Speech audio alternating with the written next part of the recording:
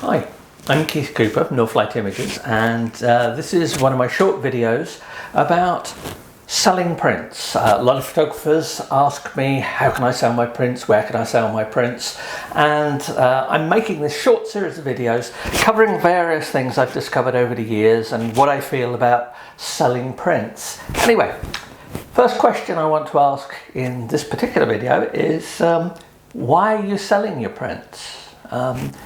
Is it just to see them on people's walls? Is it to make some money? Is it making a little money? Is it a business? Is it whatever?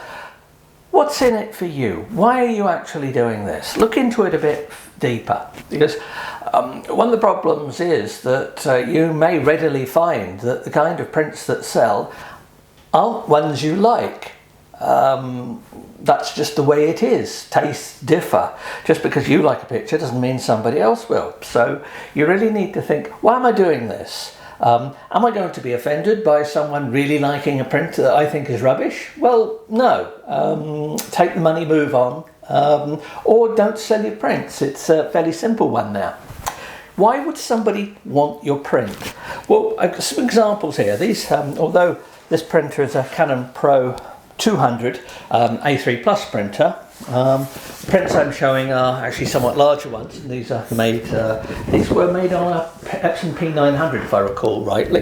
Very little difference other than paper size and a few other things. But have a look at my articles and reviews. But anyway, this is one of my architectural shots. I cannot imagine that many people, other than perhaps the architects, the people whose building it is, and a few other people, would want this picture as a print. That's a very limited market. That's partly why I don't sell many prints of my architectural work. I do occasionally, but they tend to be for people who want even bigger ones than this, and they want to put them in offices and foyers and things like that. So think about why somebody would want. Most people would not want this print. A related sort of print would be one here, Steps at Wells Cathedral. Now, a lot of people like this picture. I have sold a few copies of it. I would say I'm not a big one for print sales. Most of my work is the out-and-out photography side of things. I do printing, I do sell some prints, but it's not a major part of our business, and that's a deliberate choice. And this one, it's decorative. Somebody might be interested in cathedrals. There's lots of detail. They might be interested. There are all kinds of reasons why somebody might want this. But I'm going to say it's far more likely that someone who lives near Wells Cathedral is going to want it than somebody living near another great cathedral who might want another picture of some other place or something like that. When you think about people who are buying your prints, answer the question, what's in it for them? Why do they want your print? Because if you know why people want your prints, it helps you understand why you need to make prints that they want and getting them in front of them. That's a tricky one really, because it's easy to have a gallery, and it's a significant problem of online galleries is that they have masses and masses of really nice looking pictures, but nobody ever goes there to buy anything. As I've said in one of the other videos, the only people who make money from online galleries are the people who charge you to put your work on the online gallery. That's the model that works. Some people will sell, very few people will sell. And it's also information that the people who run the online galleries are never going to tell you. So, yeah, take care with that. So we've got that. Comes down to people liking a print. They either have a need for it to show something or they want it. Here's a picture. This is one of the flat bits of Oregon, taken whilst I was driving across one day. Like the sky, like the look. To me, this is a holiday snap, but it's also a decorative holiday snap. And it's a picture that people like because they like whatever emotion it raises in them.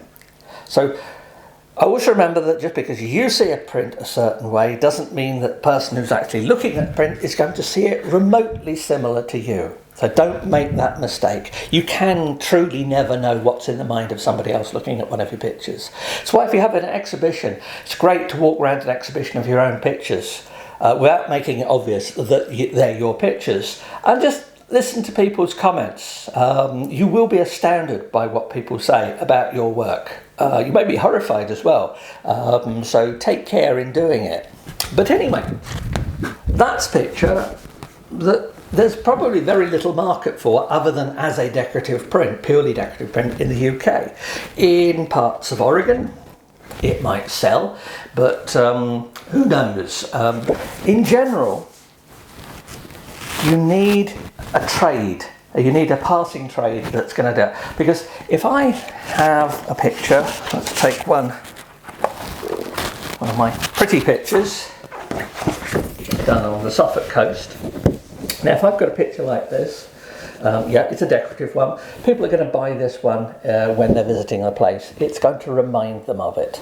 Now, if I've got somewhere showing my prints, if a few people go along, a few people buy a print, that's great.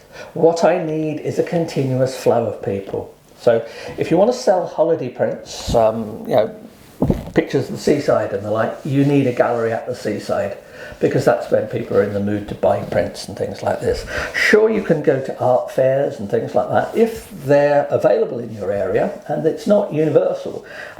Several people from some of the earlier videos I made asked me about selling at art shows. Well, we don't have them here. I've been to a few craft fairs, and I really have got better things to do with my life than sit all day on a stall and sell 2 or 3 pictures. It's just not a profitable return on my time. Your opinion may be, you might want to do it as a hobby. You might just enjoy doing these things. Not that there are many art fairs and the likes at the moment, but we'll assume that they do come back. But even then, how big is your market? How many people going to that event want pictures of the sort that you've got? I'm reminded of something that happened years ago. Some various unemployed people I knew lived in a house.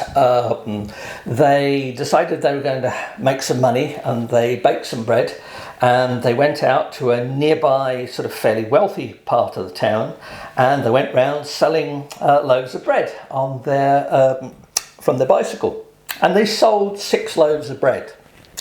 They thought, oh, this is a great idea. They pulled all the various benefit monies, made lots of mess, made loads of bread, and went round, and the next day they sold 6 loaves.